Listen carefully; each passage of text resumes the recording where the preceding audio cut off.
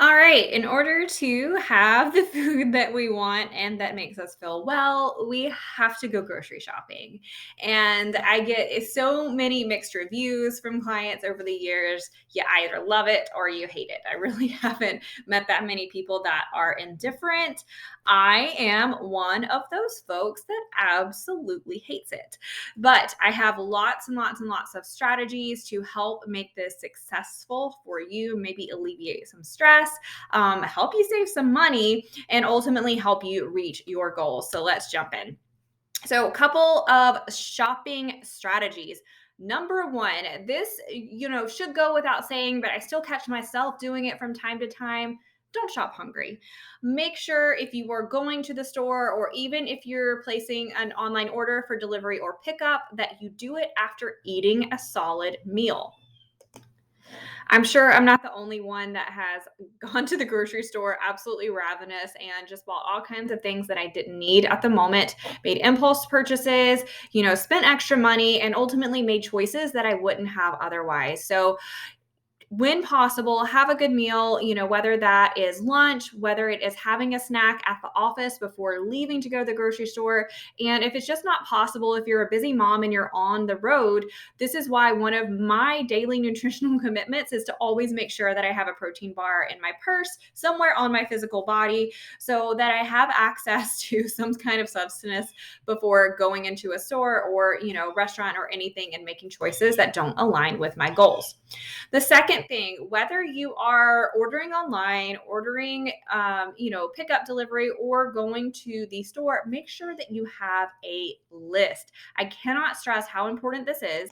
If you haven't already, you can go to the tutorial above. Right above that, there is, a grocery list. Of course, this isn't exhaustive, but make sure that you actually have a solid list. This is not just like a guideline or a suggestion. Simply, if it's not on the list, don't buy it. So, this is where, planning your meals can come into handy. You know exactly what you need, the volumes that you need, and you're much less likely to just say, oh, this sounds good, or I'm going to do this, or I'm going to do this.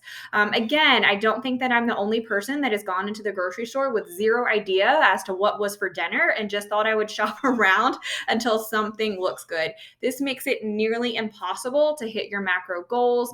Not only that, food winds up going to waste. You wind up spending extra money that you didn't need to.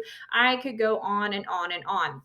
And when it comes to impulse purchases or purchasing things that don't really align with your goal, this is another reason that sticking to a list is so important. If the Twix bar or whatever is not on your list, we're just not buying it. Now, that's not to say that you can never put a treat on your list, but the point is that you're going to be at home. You're going to make the mindful, conscious, and aware decision to put it on your list. Otherwise, you're not going to buy it.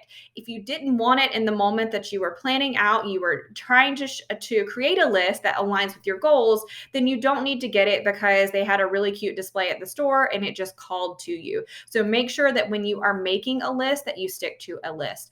One thing that I really suggest when it comes to starting to get started with meal planning, meal prepping, and grocery shopping in a macro friendly way is to look over the suggested grocery list and kind of circle or highlight things that you actually enjoy. So going through each of the category, picking out your favorite proteins, picking out your favorite carbohydrates, picking out your favorite vegetables and fruits and starches and all those things, so that you just have something easy to refer back to and easy to access.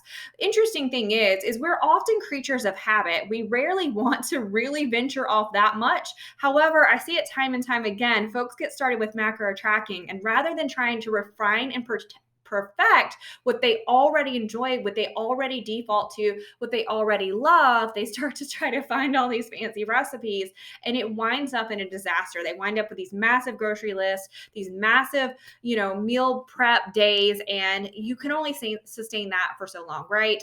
If you're going to do something that's really, really hard or really, really sucky, whether it's exercise, running is what I always go to, or meal planning, meal prepping, grocery shopping, you're not going to stick with it. I cannot stress enough how our bodies are designed for pleasure, they're designed for comfort, and they're designed to conserve energy. So anything that you're doing that your body just perceives as any kind of stress or like, don't really want to do that, it makes it harder to develop the habit. It makes it harder to create those grooves in our brain. And so simplifying whenever is possible. If you don't enjoy fish, don't put fish on your list. Don't choose a meal that does this. I did this all the time. I tried for the longest time. I actually, for those that don't know my whole story, I've pretty much every diet out there I've tried. And so in my keto phase, I was trying so hard to really like salmon. It turns out I just really don't like it. And so, when I figured out the beauty and the magic and the science of macros, also discovered that it was really high in fat. So it didn't really work with my goals that often anyway, but it wasn't something that I enjoyed. So as you start to do this process, really, really work for things that you enjoy and make a short list. This makes it so much easier to find meals that you enjoy, to meals to plan for, and it makes it so much easier to grocery shop. My last shopping strategy on here on my top 3 is to have a clear time frame, right? So if you have your list, you should, be able to recognize like this is a 15-minute stop, this is a 30-minute, 45-minute, whatever. Set yourself a clear boundary in and out of the grocery store in this amount of time. I do like to say in and out to like the checkout point because sometimes there are circumstances that are beyond our control. But the purpose of this, again, is to avoid lingering in the grocery store. This is going to help you save time. This is going to help you save mental energy. We don't need to sit there and deliberate over every single decision within the grocery store. Shop along the parameters, get in and out of the center aisles as quickly as possible. Why? Because that's where we're more often than not going to be tempted, and things will reach out and grab you like high protein this and high protein that. And again, the reality is that if it's not on your list, refer back to number 2. You don't need it. You don't need it. Go back to the video where we talk about the kitchen audit. These strategies, these tools came from so many times I would go grocery shopping. I would spend hours. I would read every nutritional label, find all these cool things. I'm like, this is macro friendly. This is macro friendly. I love this. I love that. And they sat in my freezer. They sat in my pantry. They sat in my grocery store for forever. And I had so much wasted food and also therefore wasted money because I just didn't need it.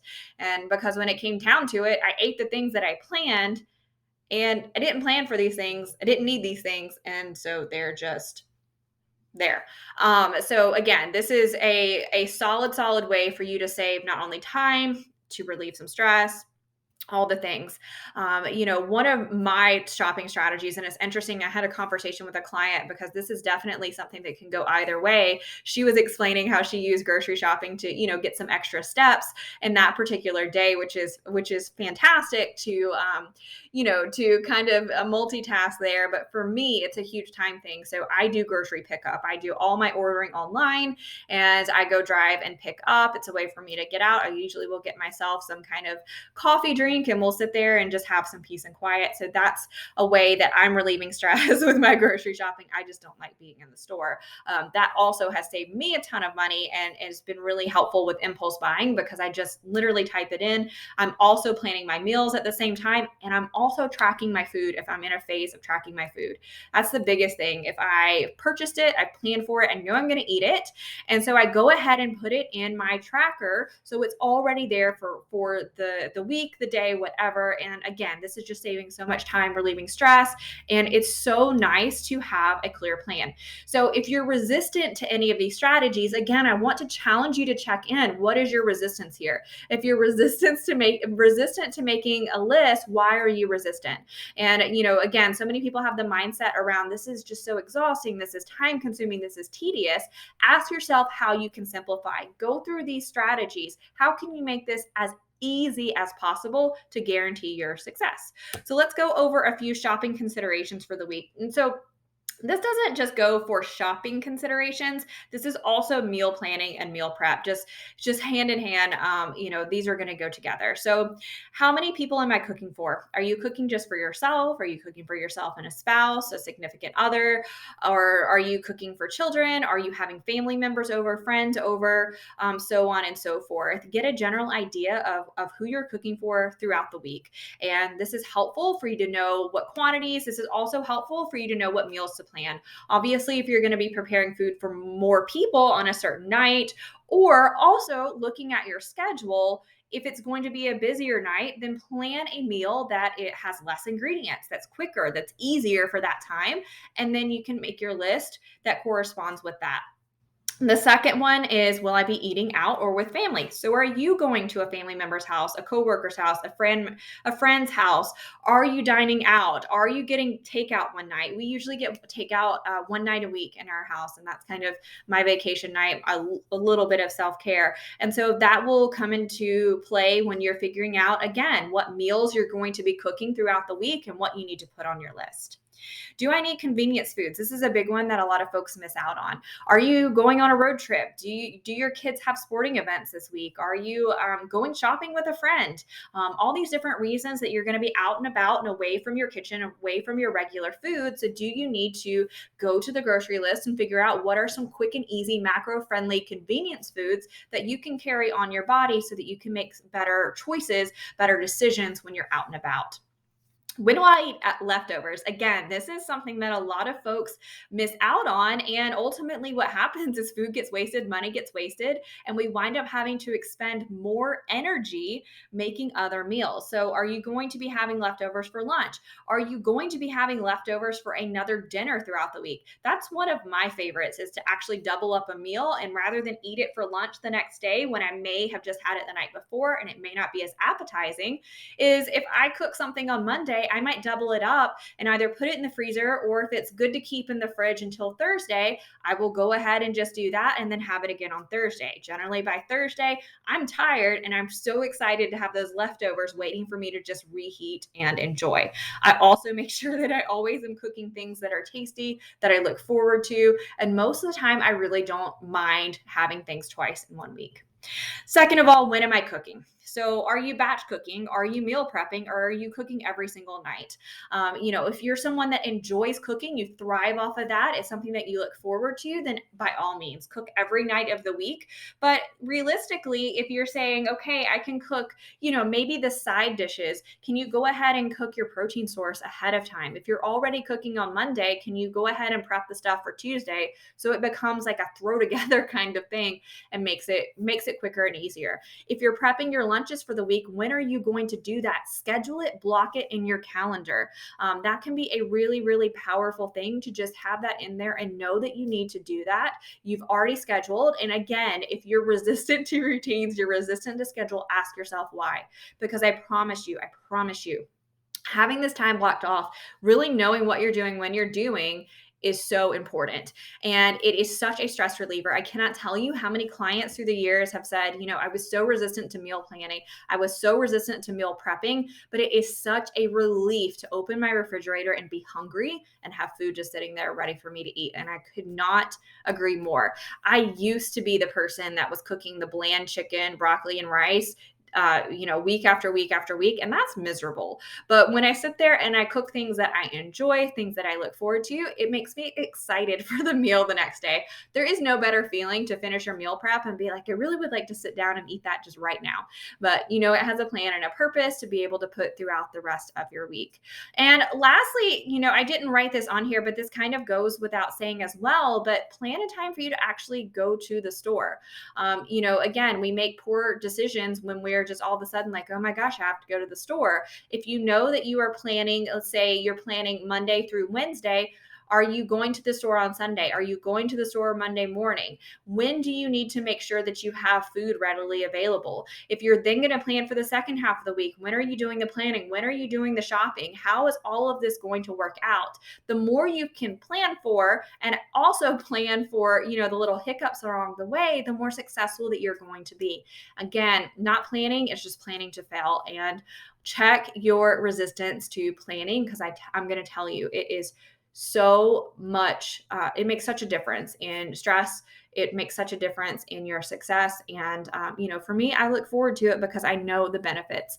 And lastly, again, just motivation comes from results, and the results that I see, not just from a physical standpoint, but just from the comfort of having everything ready to go, is just so much more than the the extra time that it takes me to do this, and it actually saves me time. And once you figure that out, you'll be motivated to do it as well, I am sure. The last thing that I wanted to chat about really briefly are some budget friendly considerations for your grocery shopping. And so I've mentioned again some of the ways that planning and doing grocery shopping in this way already saves you money. Having that list, only buying what's on the list, making sure that your list corresponds with the food that you've planned for the week, so there's not any food go to waste. If you're someone that tracks grocery budgets in your household, this was a huge thing for us. Is our grocery bill was cut in less than half. It was a pretty big, it was a pretty significant little cut there. And the other big thing that happened when I was planning foods that we look forward to rather than what folks perceive as diet foods, it really cut down on the amount of food that we were getting takeout and when we were eating out, because I look forward to cooking it. It was tasty and I enjoyed it. There have been multiple times that I've traveled or, just been like super busy and we've had takeout and I've just been disappointed. And I was like, man, what I wanted to cook or what I'm looking forward to cooking to is just so much tastier than this stuff. So my tips for shopping on a budget is, first of all, buy in bulk. And so you may be saying, wait a minute, you told me to just buy what I need. And so this is something that's a little bit different. So looking at things like Sam's Club, Costco, those are the two that I'm most familiar with. Any of those big stores, you can get things like proteins. Again, knowing what your favorite proteins are key. And then just having them in your freezer. We keep things like chicken breast, chicken thighs, ground beef, ground turkey. I have a whole freezer that's filled with protein sources.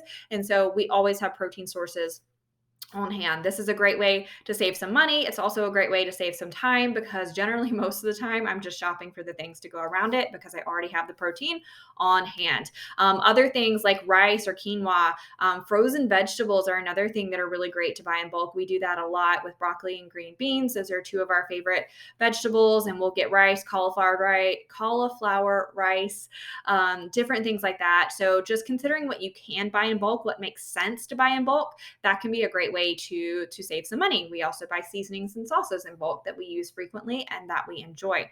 The other thing that you can do is join a CSA. And so you can, there is a website that you can go to, and I'm not sure off the top of my head, but you can Google this. These come from farmers. So you can usually get them on weekly or biweekly or sometimes even monthly cases where you get fresh fruits and vegetables that are in season. They're grown from a farmer. This is a great way to support your community. Usually they're pretty affordable and they're a way to save some money.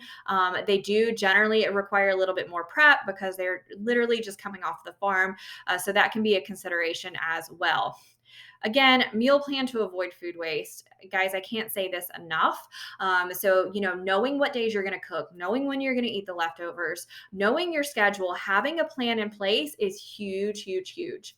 And then lastly, use up all your food. And this is something that I learned. My youngest didn't like to get in the car, didn't like to go to the grocery store. And this is before grocery ordering was a thing. And so I made the craziest recipes just based off of the food that we had on hand to avoid going to the grocery store. But one thing that I have learned is, a lot of folks, and I'm so guilty of this now, will just want something else shiny. And we do this. This shows up in all kinds of areas of our life, whether it's our exercise, whether it's nutrition plans, or, just the day-to-day meals. Folks will say, man, this is what I planned for, but I don't really want it. Don't break trust with yourself. Use up all your food. An important reminder is you're constantly either building or breaking trust with yourself. And this is a small, I guess it's a pretty large instance of that. But if you make a plan, teach yourself that you're sticking to what you planned. You're sticking to what you decided you were going to do. And again, this is just building that trust mechanism that I am going to do the things that I said I'm going to do. And so that's using up all your food. A couple of other different just tools and strategies. I also shop at a company called Thrive Market. It's thrivemarket.com. I get certain things on auto ship to save a little bit of money. And so things like my electrolytes or any dry goods, we use a pasta called Banza. It's a chickpea pasta. I usually get that on auto ship because we use it quite frequently in pasta dishes. It's a good protein source, and I can't have gluten, unfortunately, so it's a really good option for us. Different things like that, different broths, all kinds of different ways that you can just get things that you regularly use and get them in things like an auto ship. It saves time. You don't have to go to the store if you're getting good quality products. I also get a lot of my convenience foods in this way to save some money. Usually, by doing something on auto ship, you can save anywhere from 10 to 20%, just depending on what the product is and depending on the company. So, checking into some things like that can be a really great way to make sure you always have what you need on hand and you're saving some money along the way. So, I hope these tips are helpful. I hope you're inspired to shop in a more organized way. I hope this inspires you to continue meal planning, and I will see you again soon.